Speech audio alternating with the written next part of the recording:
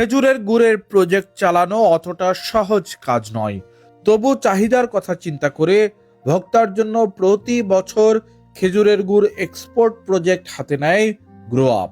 আগের দিন গাছে টাঙানো হাঁড়িগুলো ভোর হবার আগেই নামানো হয়। তারপর সেই রস বড় পাত্রে ঢেলে শুরু হয় জ্বালানোর কাজ। রস আগুনের তাপে একটু একটু করে ঘন হয়। সাদা রস ধীরে ধীরে বাদামি রং ধারণ করে। তারপর গুড় হওয়ার উপযোগী ঘন হয়ে আসলে একটা বিশেষ পাত্রে ঢালা হয়। এই সব কিছু নিবিড়ভাবে তত্ত্বাবধানে থাকে গ্রো আপের দক্ষ কর্মীরা। ঘন লালি গুড়গুলো বিশেষ প্রক্রিয়ায় জমানো হয়। জমানোর পর সেগুলো ঢালা হয় গুড়ের ছাঁচে।